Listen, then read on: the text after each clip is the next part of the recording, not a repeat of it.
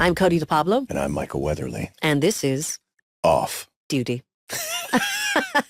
Well, I think we did that perfectly. Yeah, I think so. What are we doing this week on Off Duty? We are talking about Season 3, Episode 9, Frame Up. A big Tony DiNozzo episode, Michael.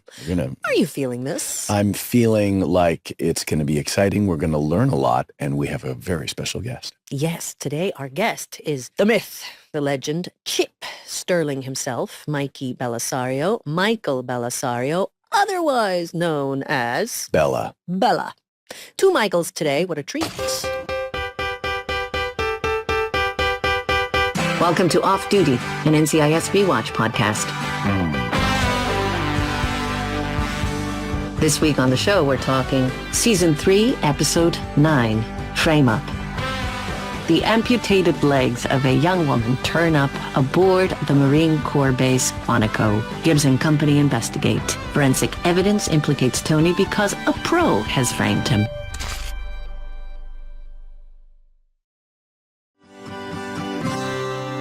Here's what happened November 15th, 2005. For context. Wait, what day? November what? November 15th, 2005. Okay. What a year. What happened on the air? WWE superstar Eddie Guerrero died in his hotel room in Minneapolis due to heart failure at age 38. Saudi Arabia became a member of the World Trade Organization after 12 years of talks. Over 50 tornadoes were reported during the afternoon and evening across central North America, stretching from the Great Lakes to the Gulf of Mexico. That's what happened November 15th, 2005. Wow. Context is everything. Context is everything. And for all of you, today's episode, what is it about?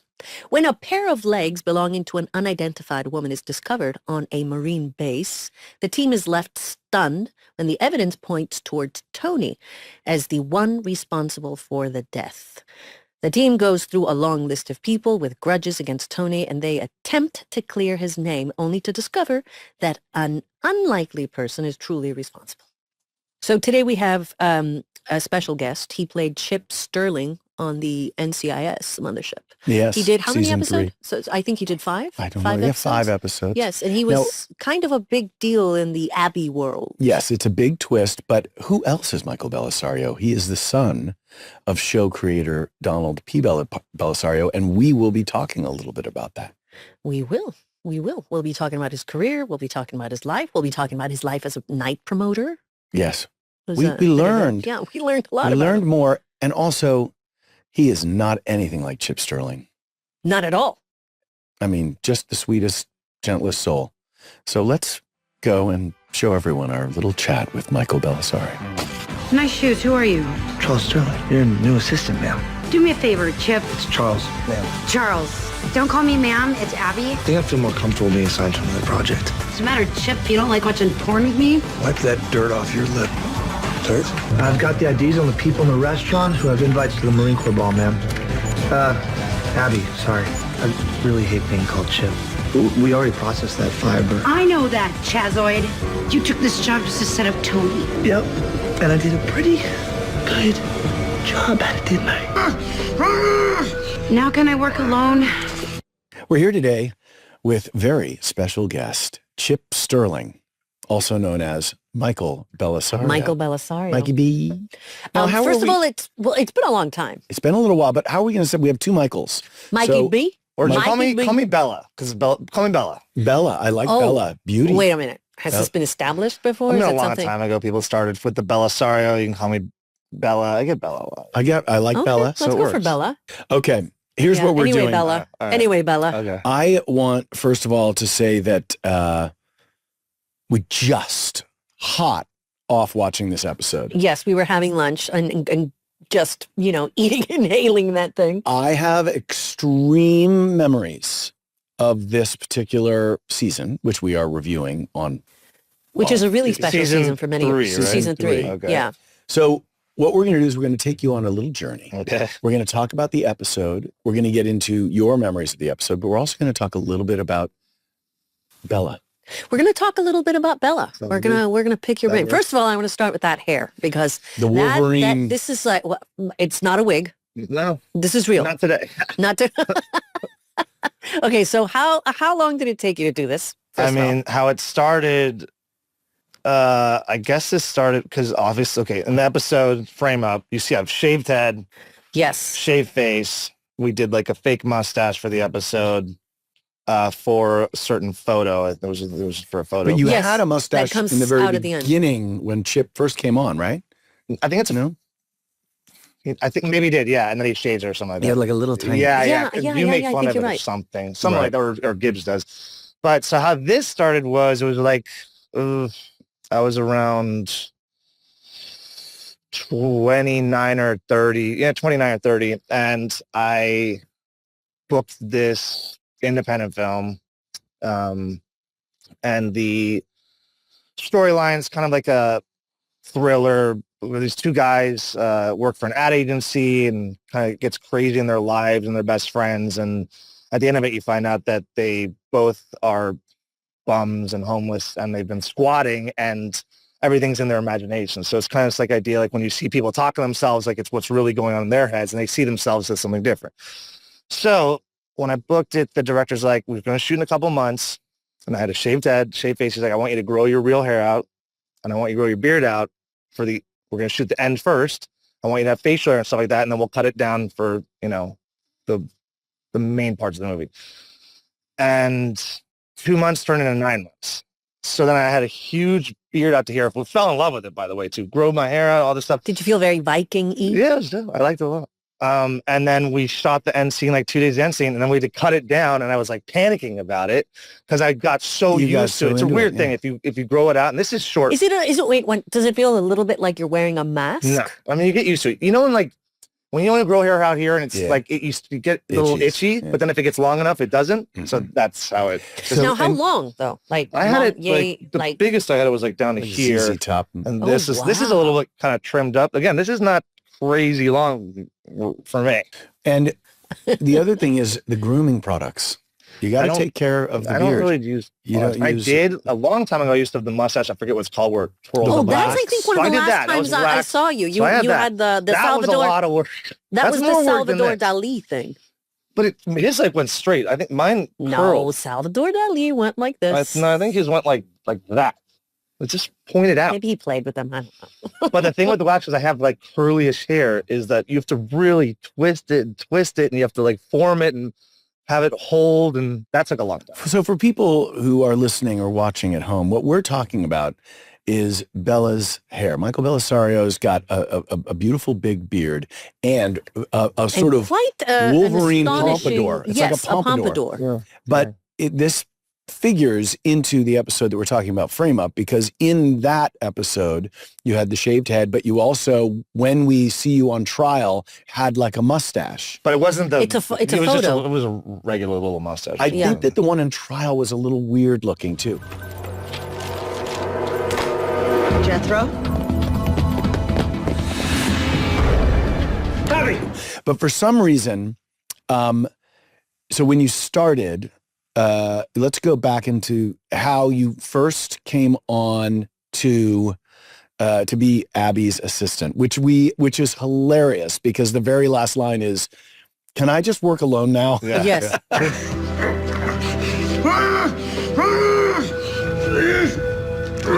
Now can I work alone? From what I recall, you put me away or did something way earlier than that. Yes. I had hated you ever since then, and I not Michael Bellisario hating Michael Weatherly. No, Chip Sterling hating Tony I love DiNozzo. Mike. We want to. I love Michael Bellisario. I love you. But how did you, Mikey B? How did Bella go? Like, how did you come into the NCIS universe? Walk us through a little bit of the, if you can remember, like the first day on set. And did you know how far this arc was going to go? I think they had said it was going to be like 4 to 5 episodes, and I think it turned out to be 5. First of all, I hoped it wasn't good. I would have rather be reoccurring a long time and just been Abby's assistant, but it didn't work out that way. Right. And I don't even know if I knew in the beginning that that's what it was going to turn out to be. So it was just coming in like, oh, you're going to be the new little assistant. And then it was like, no, And then there's a little. so you had no idea that you were going I to don't be think like in a the killer. They never don't told you think that in the at the beginning. So, okay, so you come into the world of NCIS. Obviously, we talked to Sean Murray. Yep. We know that there are family connections and that Don feels very strongly about having Julie in the cutting suite and the late David being on set, and producing. And really, it's a family affair with Don. Well, I think it's one of the reasons why this show started working so well, because it was so like the entire cast work as a family, and so I think it's one of the things that we talked about that Don did so well. Right. And Dennis Smith was talking about how the family dynamic of the characters, the plot is the plot. There's a murder, there's a thing, this was a full-blown head fake that the audience, I don't think, saw coming. They probably just thought I was going to be on as the guy, right? As the guy. Or something like that. So I can remember when Patty would call me, she would say, "Hi, Michael, I have Don for you," with this sort of apologetic, Question mark. There's a storm coming, and I know you're not in your cellar yet. Can you get to your cellar? Because the storm is coming, and your house is probably going to be destroyed. But I was telling Cody this, I would, wherever I was, I would stop everything, pull my car over on the side of the road, I'd close the door and be alone in a room. And I'd be like, and I would wait and be like, "Hey, Don, it's Michael." Yeah. And, because he didn't call you just to say hi. Right. That's funny. He was calling you with a point of view about something. And I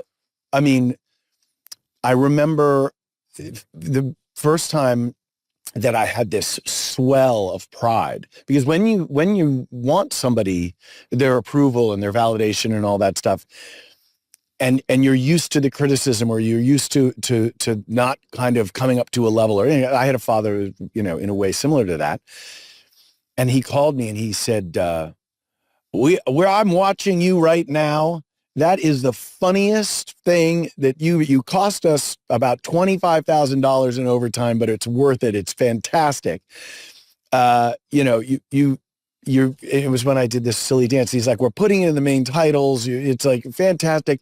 And then he followed it up with, but never do that again. Yeah. And then he called me another time and said, "Okay, have you read, this Chained script?" And I said, "I have. What do you think of it?" "Well, I like the Defiant Ones reference." And he goes, "Right. Frank Whaley's going to be playing the other part, and he's coming in from New York. Now, he's a real actor." Right? And I'm like, "Well, I'm kind of a real actor." It's like, Well, I no, get paid real money. Frank Whaley's a real actor. So your game, you need to come up to his level. By the way, when we get to that episode, that was such a good episode. An unbelievable experience. And Frank, who I worked with 2 more times subsequently on Bull, and what a talented, funny, uproariously. Did you guys funny. talk about that? Oh yeah. But the Don call, Well, it's just like, I remember this, for some reason, it's this one specific moment on Jag that I remember. It would happen a lot, but I was shooting an episode. It might have been like a Christmas thing. We were down by we were shooting on the Queen Mary or something. And I know that Dad would always tell Charles Johnson, "I'm going to set. You're the only person that knows. Do not tell them I'm coming."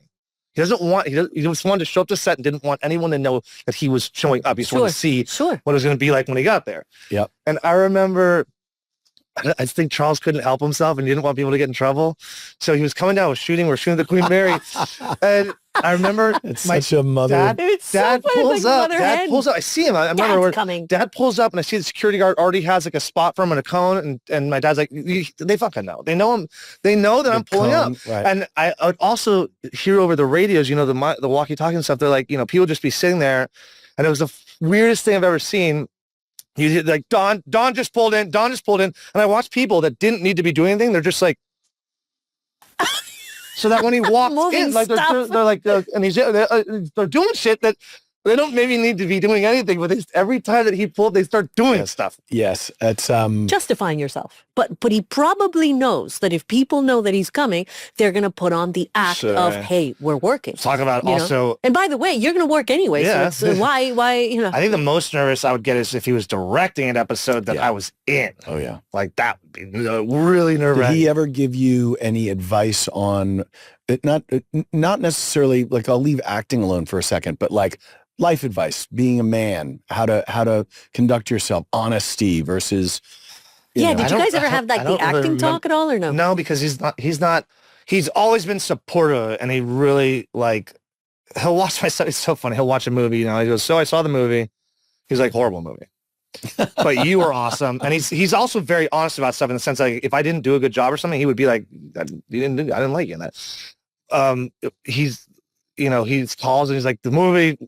By the way, I'm the same way. So I always tell my friends, like, I'm like, if you call me for the truth, like, you're going to get the truth. He goes, I couldn't wait till you died so I could turn it off. But he goes, you were awesome. For some reason, at the end, I kind of die in the end, but I've been dying a lot at the end of movies. But no, but he's like, just for your dad. You're like, Dad, I die in this one. When do you die? There's 2 minutes left, but I did it. You have to watch the whole thing. But I'll always remember one of my favorite moments ever was, so I was doing JAG and he'd watch an episode and he would be like, I saw it. Yeah, all right. You're okay. And I was like, and that like hurt so much. And this was like in my teens. And you were then so young. I mean, that's so young. Well, his crazy story was that he's like, you got to go to college. It was after high school. He's like, but I'm like, shoot, I'm JAG. He's like, you got to go to college. I'm like, do you care if I go to acting college? He's like, no, I don't care if you go to acting college, go to acting college. So one of my best accomplishments, crazy to me, is that I auditioned for Cal Arts and See Me Purchase. Cal Arts here, See Me Purchase in New York.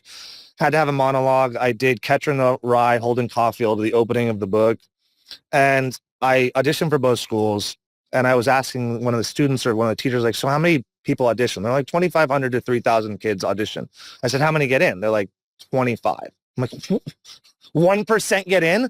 I'm like, this is never happening. I got into both, which was like awesome. Couldn't go to New York because I was shooting JAG and Cal Arts was here. Then I get to Cal Arts orientation. They're like, so you have to study here 4 years and you can't shoot anything. I'm like, well, I'm on something, so I got to shoot. You can't.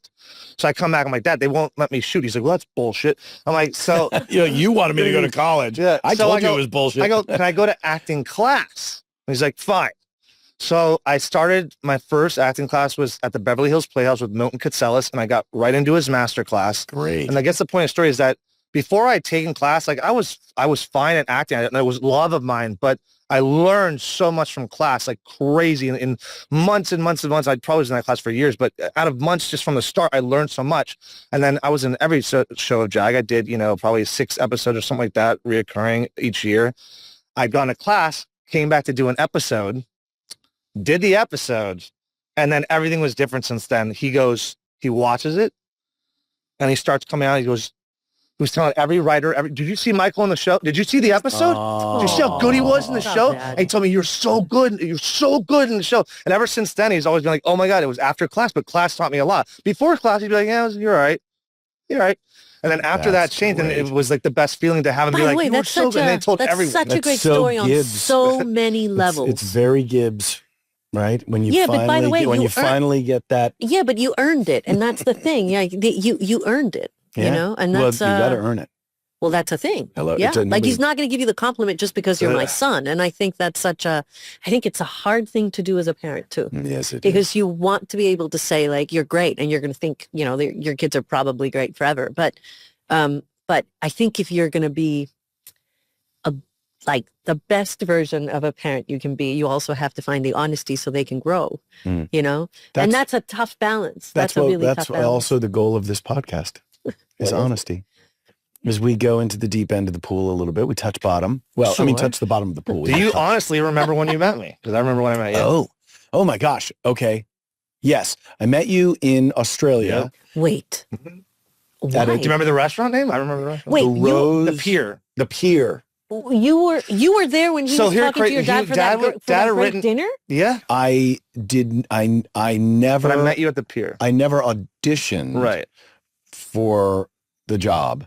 It was that dinner Yeah, I remember the dinner. that, I can still see it right now. and your dad years later wrote, he bound a script, one of the Kilaris. Yes. And he wrote Leather. inside, thank God you invited yourself to dinner. It was the dinner.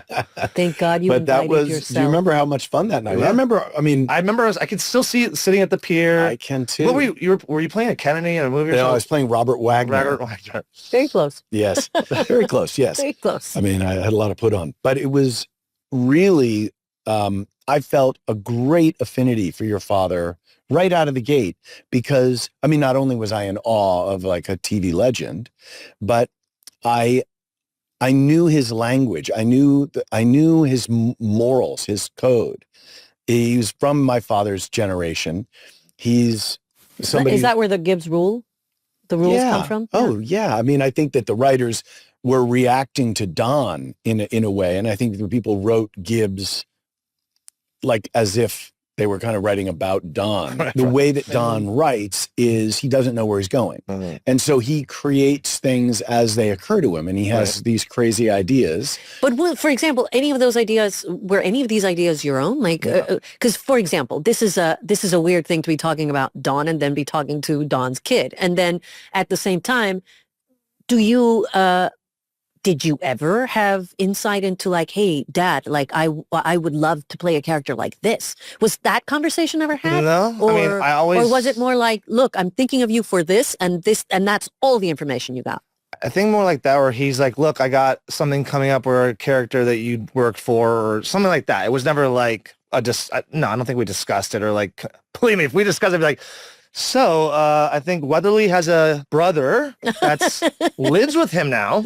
And And he runs and he's like involved in the club scene. Right, he's in the clubs. And so we can shoot in clubs a lot of the time. And wait 1 second, because that's a really funny thing. That's a great segue. For people that don't know Bella, Mikey B, you were heavily in the club scene. Yeah, nightlife like was a Promoter? Yeah, that's how it started. I mean, it still was like that. JAG ended, so I did JAG. And was interested. I was going to bring that up, but you're talking about family and crews with family. That was another one that was a big, like, felt like a family and the crew and everything like that. So it was really kind of hard when that ended. I mean, I'd been on for like 10 years, roughly. And what were you doing in that show? That was Mikey Roberts, who was Bud's younger brother. Yep, Mikey R. So JAG ended, and then I got really close to a pilot. Got through studio, went to network, lost to someone else, and then huge movie, went all the way through. Big director. It was like a Coast Guard movie, and they're like, it's a lot of characters, but I had a main character, and he's like, I love you, I love everything about you. We just have to do a swim test, and I was like, yeah. And I just like at the time had like been growing my hair out, and I didn't want to do all this like swim test. I didn't want to. Not that I didn't want to. I didn't swim at the time. I swim, but I hadn't swam in years out in the ocean or in a pool because I don't want to screw up my hair, and I got to do it up, and I have to do my stuff. God, you're So I went to do a swim test, and I was like, oh God, and I do a swim test, and they're like, that was great, thank you so much, and then no, I lost that one. You're kidding me. So got really upset, and I was like, and then you started swimming every day. Yeah, then I started swimming every day and shaved my head. No, it's like, I'm not acting anymore. I'm done. And I started going out to clubs, and I'm born and raised in LA and know a lot of people, and I'm going to these clubs, and one day this kid that I was bringing out to this club says he was going to promote a night, and he's like, oh, come to my night. I'm like, what is this crap? Like, you're promoting a night. I'm the one that brought you here. Like, I know everyone. This kid doesn't know anybody. I can do this way better than you. And the owners were like, well, why don't you? By the way, he was really, you were really good. This owner was like, why don't you promote a night? And it was a Wednesday. I think it was a Wednesday. I was like, okay. And they're like, it'll pay like $200 and free drinks. I was like, free drinks? So forget the money. Yeah. Pretty girls? Yeah. So that's how it started. And it was a really weird, I'd never really gone to clubs at all at the time. I've gone to bars and stuff like that, but I was 21. Hard to believe that you never went to clubs. Are you serious? Until I started, because I associate you with like LA nightlife. Not that I was ever a part of it, promoting, I didn't really go to clubs. I started going to clubs like right after that. I started promoting clubs. All these promoters heard about my night. They started to come look at my night. They liked the crowd. They're like, oh my God, this kid's crushing it. And they're like, you got to come to do our stuff. And I was like, I don't know. And before it gets too crazy long of a story, I started a big night at this place called the Sunset Room. I don't know if you guys ever went to the Sunset Room. So it was like the Sunset Room had been open for 3 years and they never gave a promoter Saturdays because at the time you'd have a promoter during the week and then the weekend the club would just run on fills up the name. They wouldn't need a promoter at the time. Now you need like 50 promoters are doing it. But I started this Saturday night at the Sunset Room, did the VIP room, and then everything just started growing from there. And then it became more of like a branding thing instead of just promoting. It's like I built up a name, but then I got back in it. So. Right. But then it wasn't $200 a night anymore. No, it wasn't. So that grew into something pretty Still lucrative, probably. Free drinks. You're like, I stuck around. Good one. And this is a funny thing that you may or may not know. I'm not really a night person. Like I don't go out, and plus the schedule did not allow it. And I've never really been the kind of person that's like, oh, let me go hit a club.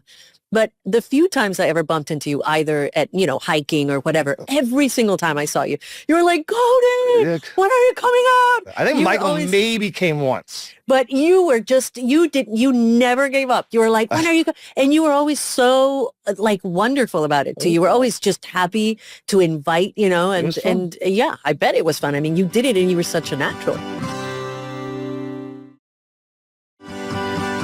So here's something from the episode that I'd like to call back on, and maybe we can even have a little fun with it. Okay. Now that we call this part of the show the dissection. Let's get into it. There's a rating that takes place in the squad room, a rating of the tush. McGee walks away. Is that episode? Yes. Yeah, it's the episode, and he lifts up his jacket and gives you a little tushy shake, and you give him a 4, which he's shocked at until you say, no, 4 out of 5, and he's like, oh, that's pretty good. I give it a 4. You kidding? 4? Out of 5, I think that's good. It's such a funny moment. And Sean is so just classic, and there's a little slow motion. Slow motion, and like I'm aware that I'm going to show you my butt. And by the way, Sean Murray was very proud of his butt because I remember at that point he was like, "Oh, I'm pretty cool. I'm pretty confident. And I was like, "It's cute." It's a 4 out of 5. But you rated Dinozo's a 2 out of 5. Come on. No. What do you think? Rate it. Fine. A 2. 2. Right. And then she actually says something because of a hairy butt situation. And you and I were just watching You deducted 3 points, and I'm like, so but if I shave, it's a 5? So anyway, wait, let's... My little how did you see his ass before that? Well, because we're undercovers. We were undercover. That's right. In fact, I asked him the same question. I said, well, has she seen your butt? And then we both kind of looked at each other. We're like, I think undercovers. I want to rate Bella's beard. Oh, that's a good one. Is it out of 5 or out of 10? We should play it with everyone. I know exactly what it is. It's a 10. Okay, for me, it's a 9, and I'll tell you why. Because I could do more. You could do more. Yeah, I like more longer? Yes. Hair is very important in the career arc. Oh, and by the way, for you in this particular episode, you have a fantastic moment during interrogation where you do this it's such a classic Tom Wright moment where you start sort of banging on the table.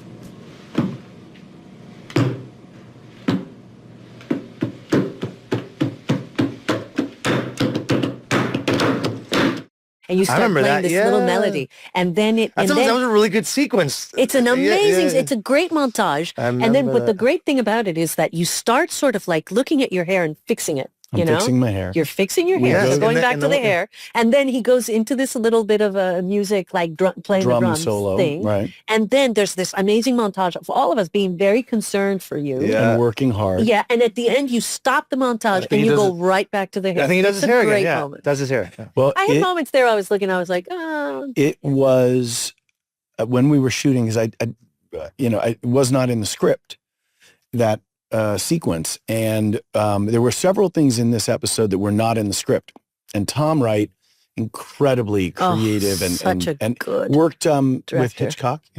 Yes, he's worth looking up on the IMDb. His episodes of NCIS are all 201 classic, but the frame up up is really good. So when I'm in the room and they're supposed to just get a shot of me biding my time, I started doing that thing that I always do, where I'm always playing the drums and doing I'm doing the like Phil Collins in the air tonight, oh, yeah. Space drums.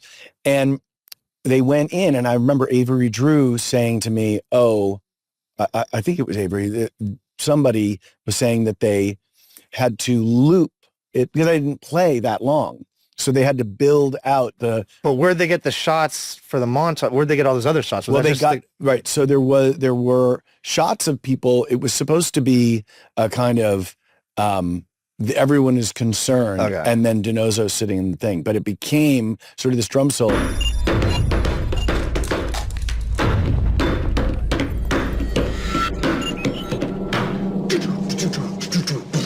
And the other thing that happened in this episode is I'm in the jail cell, and I basically I'm like, they're never going to believe me. It's an interrogation with yourself. You're interrogating yourself. But that wasn't yourself. written that way.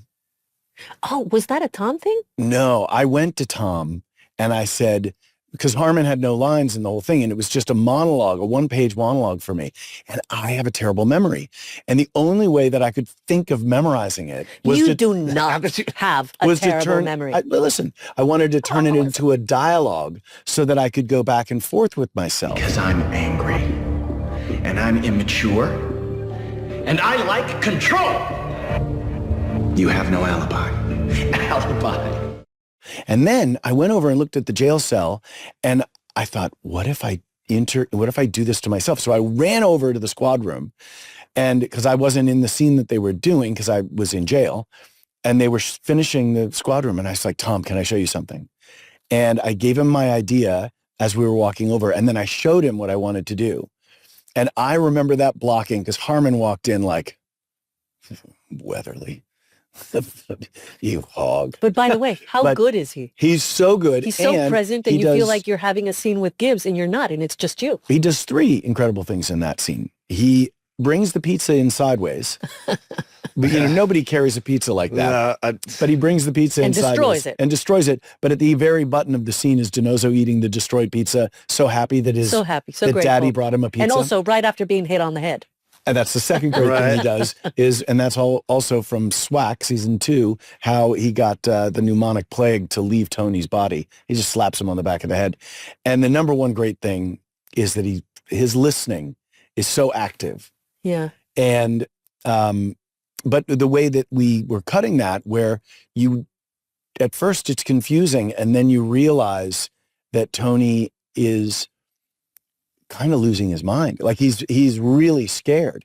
But it wasn't just, and this is, it wasn't just interrogating himself. It was character revelation because DiNozzo says about himself, so, you've been called a misogynist, and you seem to objectify. You date a lot of women. You date a lot of women, and you objectify them. And, what would you say that has to do with? And he says, well, maybe it's because my mother dressed me up like a sailor till I was 10, or maybe, and the hostility. The hostility. Yeah, the anger. But he knows that that's a weakness that can be used in a court of law, and that they can get him to be, he's going to look even more guilty than the evidence because he hates women. You can make it look, and so it's almost like it's your paranoia. But it's almost like Tony sees an aspect of himself that is revealed to him through this, and there's a little moment of, this is who I am. Am I perceived? Like, is it this easy to frame me for murder? Because people think, have you ever had a thing where somebody presumed something about you? Or, because I'm going to ask if you've ever been framed or had your identity stolen. That's a separate question. But have you ever thought that somebody saw you as one thing and made all these assumptions and presumptions? And definitely. And I mean, going into the nightlife world, people for sure, especially someone in the behind the scenes or in the promotional side of it, people think of you a certain way for sure. And what's that certain way? Mostly like, oh, they definitely do drugs, which I never did. Like I never did drugs. So that's one thing. Wait 1 second. You never did drugs? I've never done drugs. It's crazy. I like wine. but I've never done drugs. That is by the way, like It was always no, around. I mean, we're talking honestly, and I always felt like, oh, maybe Bella does indulges a little bit here and there. No, you way know, and too I freaked by out the to way, do I this. wouldn't be like, I wouldn't. Yeah. I'd just be like, that came with the territory. And it's funny because my brother does So nightlife. you had the presumption. Well, this is what I'm saying. I had the presumption, but it had no judgment. Like I was just like, that's what he does, and that's fine. You know what I mean? A lot Like, of people think that that's what nightlife. There's a lot in the nightlife. You'll see it. Like it's around for sure. And the crazy thing about it, it's just so out there in your face, and no one hides it. It's like, holy shit! Like I couldn't believe how just present it is. oh yeah. And it's not even like hidden. Like I you think from a person that just wasn't a part of that. And now that you're saying the statement, it's kind of blowing my mind. And yet I know it's not true because, for example, my brother's always been a complete straight edge, and he's always been in events and always been in nightlife. And the guy doesn't even drink a beer. You know what I mean? So there is, and I've seen it firsthand, but isn't it funny how aside from him, I just thought no one else would be able to live under that. I love this. I want to talk about revenge, anger, and vendettas. Mm. I'm doing a pivot. Oh, whoa. I'm going back to the frame up of it Well, all. these are dark things. Well, it's a dark episode. I mean, it's Sure. gruesome. There's Can a you bulk. please go in there? Because that's something that would be very fun to explore.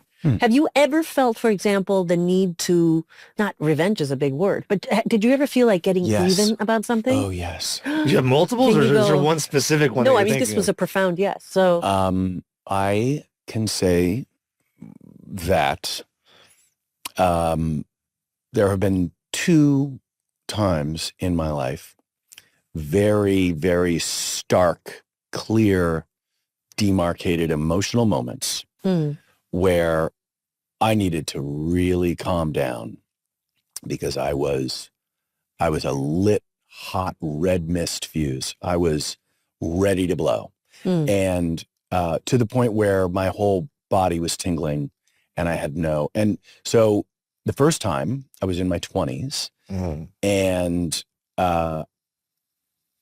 it was almost ontological shock. Like my worldview got so disturbed by what had transpired that I remember I was in the bathtub for 3 hours, and then I went and stood in the Ralph's supermarket in the cereal section looking at all the cereals, and I realized an hour had gone by and I was just staring at cereal boxes.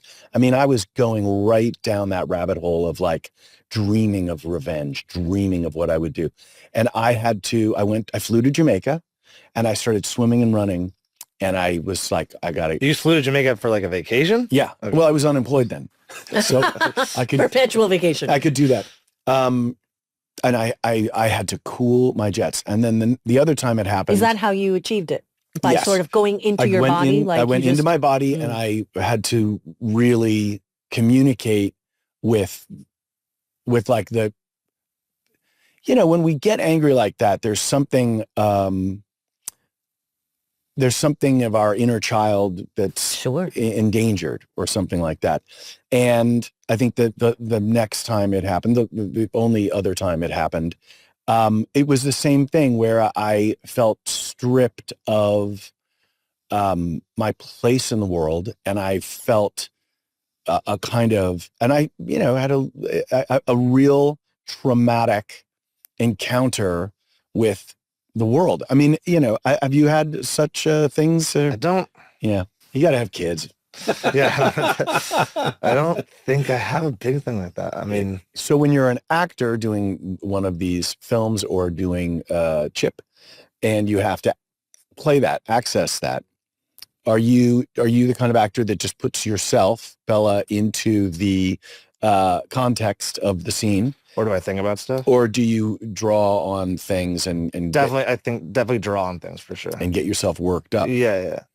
And those are our little secrets, right? Our little actor I secrets. can touch. I can hit emotion pretty quickly though. Not like it's not a fake thing though. It's not just like bullshit. It's hitting there, from it's thought. there. And also, everything's different. If one thing triggers something else triggers something else. Like I said, it all depends on the character and depends on the scene and what's going on. But I mean, I think Pyro probably had some anger issues. probably Pyro had a lot of anger Interesting issues. that you would get cast in such a contrary way, because you are a very gentle, kind You're soul. a gentle, kind. Yeah, yeah. I feel the same way. Every single time I've seen you, you've always been so warm and so. And by the way, I have to confess something. Every single time I saw you, and you were like, "Oh, come out, come out. There's this going on, or there's this party going on." You were so warm. You were so nice. And you never came. And I never came. But part of that was, I think there was a little part of me that was just. First, I'm a very private person, but second, I like to have fun sort of in my house with my group of people or friends, and so I love having fun. You know what I mean? Right. I think maybe I was a little afraid of that world. But funny, all of it was also based on that thing we're talking about today, which is perception. Sure. And so. Mind you, had I just wrapped my head around the idea that maybe not all nightlife is the way I thought it was. And not that, by the way, I was old enough to understand what I knew I would say no to. So it's not like I was like, oh, I'm a victim of the night. You would have been around me. You would have been fine. No, of course I would have been fine. But, there were all of these things and I was like, oh man, what can I do? And then I was like, I'm tired. I think I'm just going to go to sleep. You'd also be like, can I get there at 9? And be like, we don't even open till 11. So right. So that would have never worked. That wouldn't work. I got another question for you. Have you ever been in jail? No. Even never been arrested. You ever been arrested? Never. I've been arrested. Do you want to? I will tell you that when I got arrested, I was so compliant. I was so immediately obedient. Were you by the way, were you already doing NCIS or no? Oh yeah, it was season 13. Were you recognized? What? Yeah, I got a DUI on Western and not Western. Was it Western? Western and Sunset. What time was it? Midnight. Okay. Or 11:30 or something like that. I don't know. From dinner? So I had gone to, it was a dad's night out for my son's preschool. And all the dads met in Koreatown. Oh, yeah? And so I was going to go home, drop off the car, take a shower, get changed, and then Uber down to this dinner, because that's sort of the standard thing. Well, I was late and the traffic, and I was like, you know what, I'm just going to go. By the time I get home and then getting back to Koreatown is going to be. So I just drove in there, went in, and I thought, I'm going to stay for 15 minutes. I don't really want to be here. Well, it turns out that it was the most fun you've ever had. When you get men with their 3-year-old children and all the men are sitting around with each other, showing each other movies and pictures, it gets really fast. It gets like bondy. You get very bonding. So then they brought out the soju. So I was going to say soju for sure. So the soju comes out. Oh, soju's so good. Though. Wait, one second. Like the peach One soju. second. What is soju? Okay. So what is sake? Oh, so it's like sake? It Because is, I like but sake. It's not different. It's like you can get it flavored. No. What's It's like different? a plum wine or Sake something? is 13 to 15% alcohol by volume. Okay, and soju Soju is 40%. Oh. by so volume. good. So I was drinking it like it was sake. Yeah. Oh. No. Oh, by the way, Gustav. by the way, you can't. When you taste it, it doesn't taste like it's that strong. No. You're like, oh, this is great. So it's not like you're having like a glass of tequila in which you're like No, burning it's your just- throat. no. So I went out at the end of the night and brought the Uber app. I called the Uber, and then the guy comes running. He was like, "Senor," and he gives me and I'm like, "Oh shit, I drove. I forgot that I drove." Oh, that's never. And a I was good like, thing. "Okay, wait. That do I should leave be like the a foreshadow for do I the leave the thing. car here?" And then like the Uber is arriving, and I'm like, "Just take the Uber home." But then I have to come back in the morning because I have to drive to work. So I have to come back to Koreatown in the morning, and I'm like, I'll just inch along. I'll be just really slow. So Were you slow but like this? no, I don't know. I don't have any video of this, but I know that I He got needed up, the Tesla with the self-driving. I got up to the traffic light, and it was a red light, and I went to my radio, and I was trying to find some station, and it was finicky. Maybe I was a little loaded, but I was trying to find a radio station, and all of a sudden I heard whoop whoop, and the little lights over from a gas station on the corner. And of course, I rolled my window down and I was like, "Thank you," because the light had turned green while I was sitting there. It's just shit. And all of a sudden he lit me up, pulled me over. Because you didn't go on the green. I recall that his name was Officer Rodriguez. I want to thank him for doing his job. I should not have been driving, and I'm absolutely not endorsing that kind of behavior and not trying to make light of it either, because it's incredibly dangerous, but it's what happened. It's my story. So they ran the field test. They brought me in. I blew whatever I blew. and it was over 0.08. That's what I know.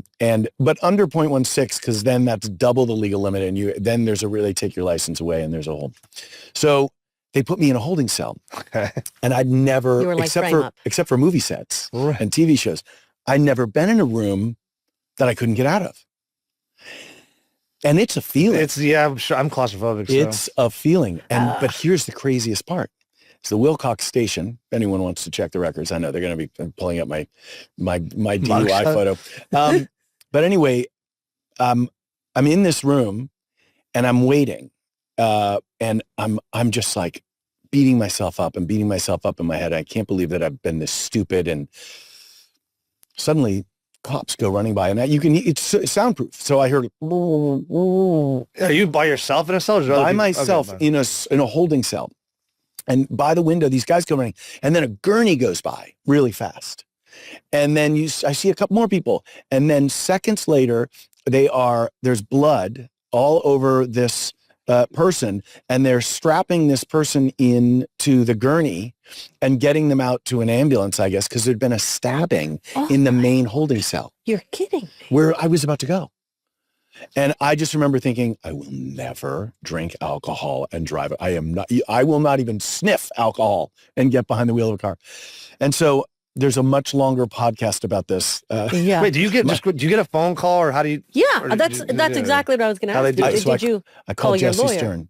You're kidding Really? me. Yeah. Jesse I still Stern? see Jesse Stern. I called Jesse Stern. What did you say? And he came and got me. You're kidding me. Yeah.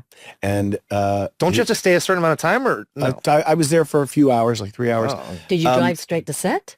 Yeah, Well, no. that was what happened. By the way, I did not drive straight to set. I know I slept for 3 hours, and then I took an Uber to set.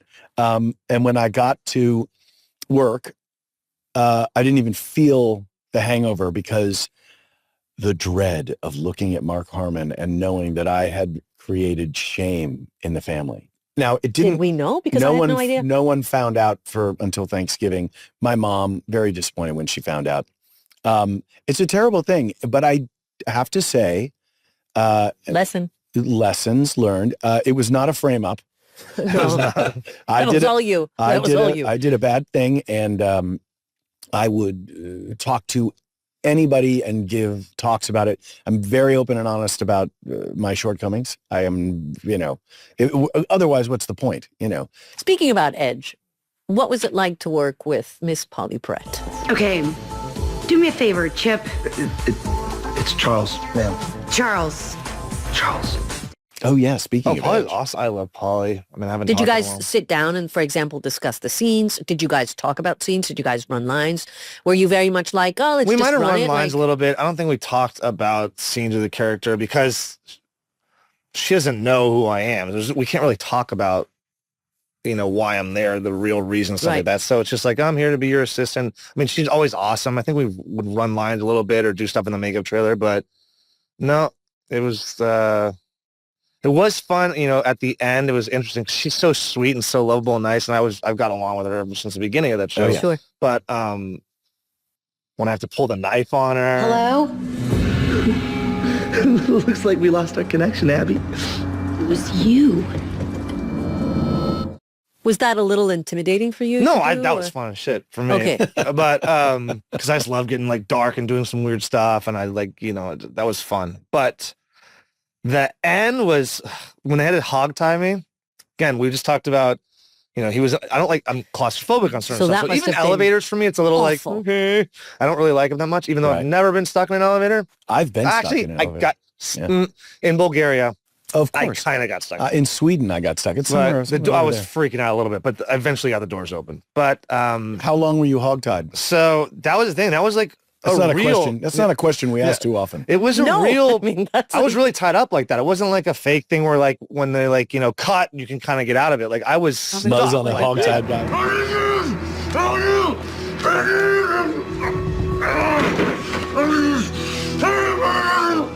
They might have come and put like a little pad in between takes for my head or something like that. But and also that was worse. So they were kind enough to understand your head needed some Yeah. cushion. What if it you wasn't had to work, but pee? also, this freaked me out too because they taped my face. No, And I I was always remember they scared I taped was it- gonna not be able to breathe Because my Yeah, hands are like this, yeah. and what if my nose gets clogged? I'm like, oh my God, what if I can't breathe? And then God. there's whatever stuff they put in her drink, the color that they poured that Yes. red sticky stuff all over me. So now I'm sticky on the ground, which I'm not even sure we cleaned that floor off You're a before we put it in tactile there. mess. Yeah. Wait a And I minute. find it- I'm not sure we cleaned the I'm floor sure- I before don't they think, put me there. I don't think we cleaned it. I think we can.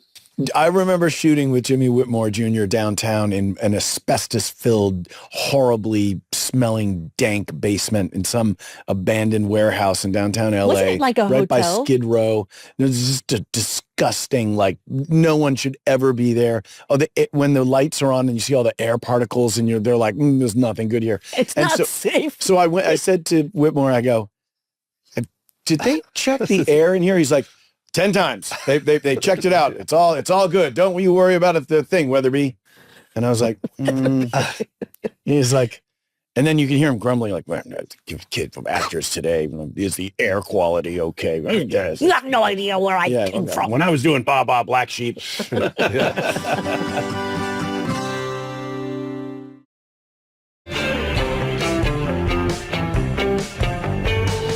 Today we're playing Michael Quiz.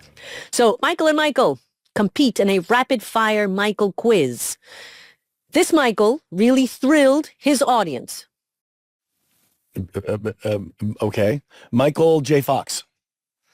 I didn't really understand the question. Michael Jackson. That's Thriller. right. What? Michael Jackson. Oh, we're Thriller. talking about Michael's like this. Michael's, General okay, Michael. Okay, that was gotcha. okay. Warm up. Question 2. This Michael went back to the future. Michael J. Fox. Oh, Okay, Flynn. come on. This Michael really loves explosions. Michael. Director? Michael Bay. Bay. All right. This Michael played George Michael in Arrested Development. Oh my God. Oh, I can't believe it. Young, super talented, I know, Michael funny. Cera. Yeah, that's There it. you go, Michael Yep, Cera. That's it. This Michael is the GOAT. Jordan. Oh, you got it. I was Okay, gonna- this Michael is the most decorated Olympian of all time. Phelps. Oh, good guys. Okay, this Michael is known for his Cockney accent, has played Kane. over one. I couldn't even finish. I couldn't even finish. This Michael appeared in The Hangover, has a prominent tattoo, Oh. and has a passion for Michael pigeon racing. Mike Tyson. There you go. That's You good. guys, this was a good one. No instructions. We just went into it. You guys got it. Good. It has been so awesome to catch up with you It's been again. fun, I hope yeah. that you had fun and you Yeah, felt relaxed. 100%. And so thank you for coming Thanks in. for You look having me. fantastic. You We too. talked about it Yeah. all. We got into the hair. We got into the Michaels. We got into dad issues. We got into acting. We got into how you started. We got into the movies. We got into characters. We got into all of it. Well, we'll see you in some dark, smoky club very soon. That or some dark movie where I die at the end of it. He's a really, really, really sweet guy. Oh, I thought you were going to talk about the hair. Well, no, I know, I mean, that that was was like, I that hadn't was seen very him forever, surprising. and I I was know. like, wait, that's It's a like, what, Buffon. Wolverine? Yeah, it was very Wolverine. And also, if you didn't have any pockets, you could hide stuff in that beard. You could like put your wallet and your keys and your cell phone. I thought you were going to say The something hair. about his outfit because it was really tight, so I was like, you can't hide anything. I chose this jacket specifically for this episode because I know how cool Michael Bellisario is, and I knew that I had to up my game a little bit. I mean, I am off duty. You certainly delivered, Sherry. So, fan questions. Ooh. Cooch Hoda high, Oh, baby. God. What genre you haven't done that you would love to do, and a genre that you'd be okay never touching? Can I go? Yes. I never want to do horror. I don't like horror movies. I don't like scary movies. I want to be uncomfortable in that way. I don't like gore or jump scares Jaws jump scare.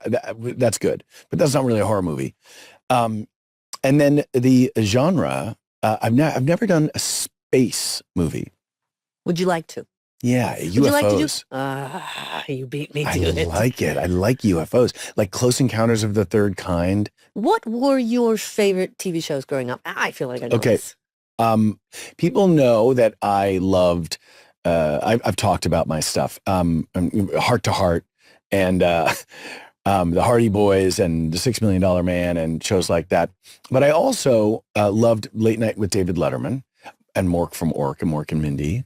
Mindy, of course, Pam Dauber, married to Mark Harmon. It's a very small world. It's all very And I loved the Banana Splits cartoons, and I loved Underdog cartoon, Sweet Polly Purebred. And I did grow up with a lot of television, but my mom called it the boob tube, and we were forbidden from watching it. So I had to sneak Charlie's Angels. I had to sneak all these kinds of shows, Three's Company, because we were not allowed to watch. So I had to like find a way. What about you, growing up in Chile or when you moved to the States? I was very young. I don't think we got a lot of TV either. I think our parents really wanted us to play outside, so we did a lot of that, and that was super fun. Yes. But at night, we got like maybe an hour and a half or something. And there was a show when I was very young that was a cartoon. It was Japanese animation called Candy Candy. And it was a little girl. She grew up in an orphanage, and she was adopted by this very rich family, and she fell madly in love with this man named Anthony, who looked like a prince. Anthony? And Anthony... Denozo? No. Oh. Hello. And this man dies, and it's this really kind of coming of age, really sweet, you know. Now, would it be in Japanese, or did they dub it into Spanish? No, they dubbed it, and it was dubbed with Argentinian voice. So it wasn't like Chilean or anything like that. It was actually Candy was dubbed by an Argentinian woman. So it was a very specific accent. I love this story. I've just learned something about you, Candy Candy. My question is, did you use other TV characters as inspiration for Tony and Ziva? You first. No. Not TV characters, but I did use, we talked a little bit about Cary Grant, and we were talking yesterday at lunch with John McNamara and about the Tony Ziva dynamic and how Cary Grant's always with an incredibly strong woman in these films. And if you think of Bringing Up Baby, it's Katharine Hepburn or Sylvia Scarlett. He did a bunch of movies with her. Philadelphia Story. Mm-hmm. Hepburn's the strong character who shows vulnerabilities and some weaknesses and can be stubborn. Grace Kelly, it goes through his whole filmography. And Sophie Loren and everybody. The women are strong, and Cary Grant's trying to catch up. Eva Marie Saint in North by Northwest. It's like she's the spy. Mm-hmm. She is ahead of him. And I feel that way about the Tony Ziva dynamic. I feel like Ziva's always a little ahead. And Tony knows that, but he's not intimidated. You know, he's a little outfoxed and outmaneuvered, but he knows that he's got to ride along and stay with her because there's this magnetic sort of attraction, and they have to figure it out, star-crossed. So if you guys have any questions or any fan questions or anything you'd like to tell us directly, you could write at offduty@spotify.com. Offduty@spotify.com. Offduty@spotify.com. Okay, kids, listen up. It's time to learn. Is it Gibbs rule? Yeah. I love Gibbs rules. Rule number 36 today. What do you think it is? Hold on. Gibbs rule 36 is never monkey with the monkey. If you feel like you're being played, you probably are. Oh, it's a delusion of paranoia. But it's also like, listen to your gut. Next week on Off Duty. Next week on Off Duty. Can I tell you about it? Yeah, please. Okay. This is very exciting. Cue the dramatic music, please. McGee shoots and kills a man in an alley who turns out to be a DC Metro Police detective who was working undercover. When the team is unable to find any weapon or bullets left behind by anyone other than McGee, it appears that McGee may have made a fatal probing mistake. Pause for dramatic effect. Look into the camera. Oh, wait, that was me. Anyway, McGee begins to doubt himself, but Gibbs is suspicious. There's more than meets the eye. You know, this is the drill. It's season 3, episode 10, Proby. If you want to watch the episode Proby with the extraordinary Sean Murray, you go to Paramount Plus, you dial that thing up, or you can maybe catch it on any number of other incredible stations. Including CBS. Including CBS, but I think it's on like 100 different stations. Yeah. Foof.